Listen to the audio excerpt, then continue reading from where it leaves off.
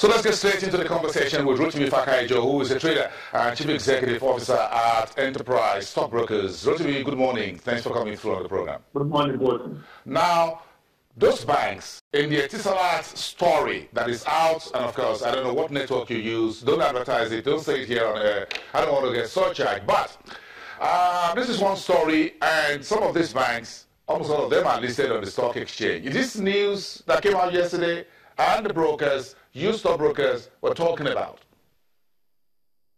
Yes, basically it's affecting the price of some of them, most especially Access Bank, and it's expected that even as they may be taking shareholding in the company, it's definitely going to be some haircut for them, and that definitely will imply on their financials. So invariably, investors and operators are getting weary of it, and everyone tries to be cautious at this time, except when further information comes to bear.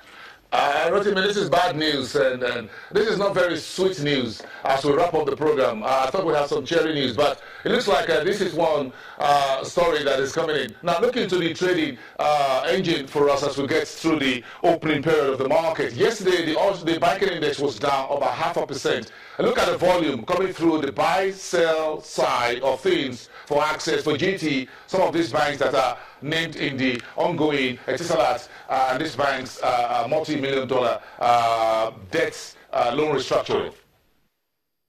Well, for some of them, the sell side is definitely more than the offer is more than the bid at this point in time, and except for Guarantee Trust Bank, virtually all the other ones are on the downside. The Guarantee Trust Bank is gaining about 12 cover presently, but for the other ones, is a negative position, and there are more people willing to sell than are actually willing to buy. And the market is just starting. I believe that more information are going to come to the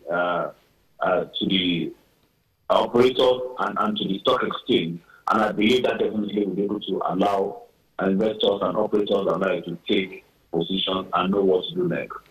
Is this Etisalat 10-bank story, meetings, negotiations, and what have you, that may take a few more days and what have you, is it impacting on the broader market in terms of the all-share index? Definitely, because whatever affects a particular sector is going to make people to stand on the fence and watch what happens next. If the good news is spread around, with the bad news, it definitely will affect every other sector. And if not really very much for Dangote Cement yesterday, the market will have been down. So we're looking at it today and expecting that it won't really affect much other sectors, and there will be more information for traders to be able to take decisions with. A quick one, Rotimi, where is the all-share index as we speak? It's 0.29% down. 0.29%. So the market is down. The Nigerian stock market is down about 0.29% this morning as we're getting kicked in. Is the mood generally that this looks like a bit of a dampened day?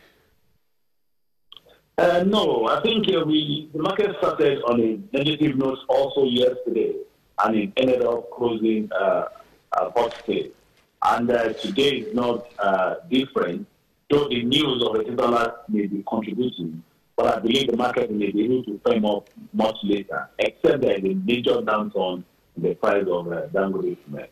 Thank you very much. Rotimi Fakayejo, we'll check in with you tomorrow. Of course, we'll have the rest of the day from Enterprise Stockbrokers. These are our top stories for Business Morning this Wednesday, the 21st of June. No takeover of Etisalat Nigeria yet by any group of creditor banks or new investors. There's an all-parties meeting going on as we speak between the NSE, the Central Bank of Nigeria, the two regulators on both sides of the debt negotiations, and the consortium of banks to resolve the multi-million dollar debt burden.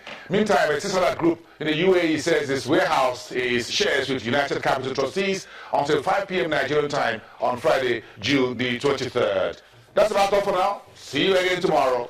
Do have a great day, and goodbye from Lagos.